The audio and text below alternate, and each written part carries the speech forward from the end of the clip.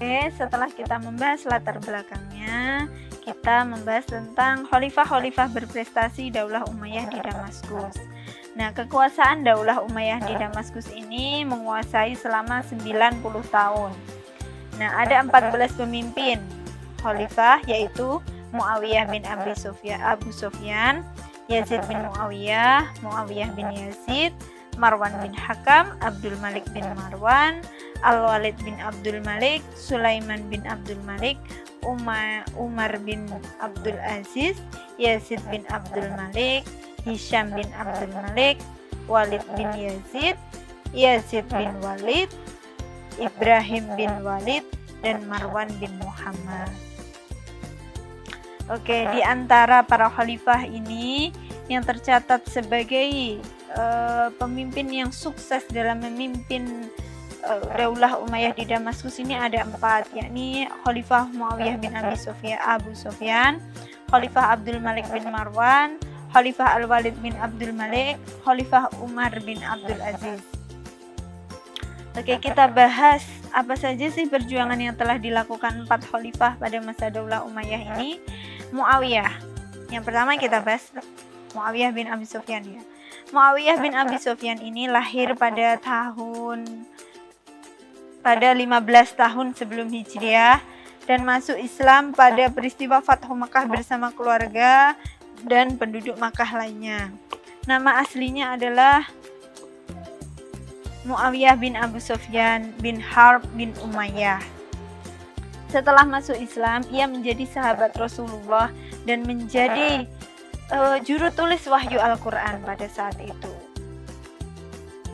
Nah, apa saja perjuangan Muawiyah ini selama kepemimpinan masa Daulah Umayyah? Yang pertama, memindahkan ibu kota kekhalifahan Daulah Umayyah dari Madinah ke Damaskus, daerah Suriah. Nah, yang kedua, membangun administrasi pemerintahan dan menetapkan aturan jawat pos. Yang ketiga, mengatur urusan tentara dengan mengacu kepada aturan tentara Bizantium, serta menciptakan sistem pemilihan khalifah dengan cara monarki hereditas. Selanjutnya, mengubah fungsi Baitul Mal. Pada masa Khulafaur Rasyidin, Baitul Mal berfungsi sebagai harta kekayaan milik rakyat. Namun pada masa Daulah Umayyah, kepemimpinan Muawiyah ini menjadi harta kekayaan keluarga raja. Nah, yang selanjutnya membentuk Diwanul Hijabah, serta membentuk Diwanul Barid, serta membentuk Diwanul Kharaj. Selanjutnya kita membahas tentang kepemimpinan Marwan bin Hakam. Nah, Marwan bin Hakam ini merupakan khalifah keempat setelah Muawiyah menyerahkan jabatannya. Ia menjabat selama 9 bulan. Beberapa kebijakan Marwan bin Hakam, yakni meredam gerakan-gerakan di berbagai wilayah yang menghambat stabilitas pemerintahannya. Di antaranya gerakan Abdullah bin Zubair di Hijaz, gerakan Mus'ah bin Zubair di Palestina, gerakan-gerakan di Syam yang hendak mengangkat Khalid bin Yazid sebagai khalifah. Yang kedua, mengangkat putranya Abdul Aziz sebagai gubernur di Syam. Terus mengembalikan kedudukan orang-orang suku di Jazirah Arab ke dalam kekuasaannya, serta mengalahkan gerakan Khawarij dan Syiah. Kepemimpinan yang ketiga yakni dari Abdul Malik bin Marwan. Abdul Malik bin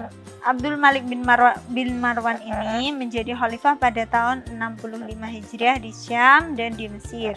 Ia menjadi khalifah dalam rentang waktu 21 tahun. Beberapa kebijakan-kebijakannya diantaranya mencetak uang dinar serta menggantikan uang Bizantium dan Sasania, serta melakukan Arabisasi arsip-arsip dan catatan administrasi negara dari bahasa Persia dan Yunani ke dalam bahasa Arab. Selanjutnya, kepemimpinan Walid bin Abdul Malik. Walid bin Abdul Malik ini menjadi khalifah pada tahun 86 Hijriah. Beberapa kebijakan dan strateginya dalam memimpin diantaranya: 1. menaklukkan Andalusia di bawah pimpinan Gubernur Musa bin Nusair, Panglima Perang Thorif dan juga Panglima Perang Torik bin Ziyad, serta penaklukan wilayah Qashqar di bawah komando pimpinan Khurasan, Qutaibah bin Muslim al-Bahili yang pernah menjabat gubernur di Irak, Persia, dan Khurasan. Nah, penaklukan negeri Sin di bawah komando Muhammad bin Qasim as-Saqafi, serta mengembangkan seni kebudayaan sehingga menjadi karya seni bercorak Islam dan menjadi kebudayaan tertinggi pada saat itu. Kebijakan yang lainnya yakni membangun rumah sakit, panti jompo, panti asuhan, dan gedung pemerintahan, serta mendirikan madrasah-madrasah.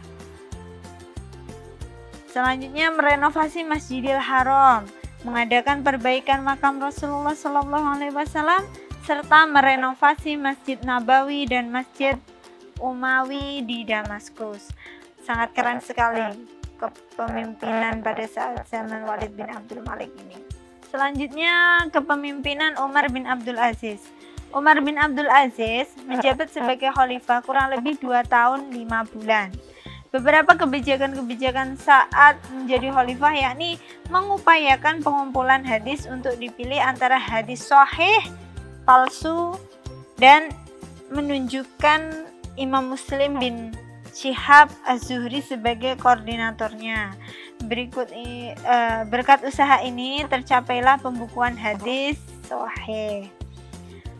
Menghentikan pemungutan pajak dari mu'alaf dan memangkas pajak dari orang Nasrani. Nah, kebijakan yang dibuat ini membuat orang-orang berbondong untuk memeluk Islam. Selanjutnya menghidupkan kembali ajaran Al-Quran dan As-Sunnah. Nah, ini sangat luar biasa ya. Selanjutnya beliau juga membuat kebijakan menetapkan hukum berdasarkan syariat Islam dengan tegas. Nah, memindahkan sekolah kedokteran dari Iskandariyah Mesir ke Antioquia dan Haron atau Turki.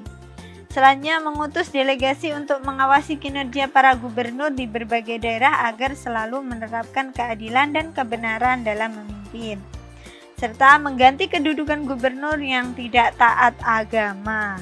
Wow, ini lebih keren ya Umar bin Abdul Aziz.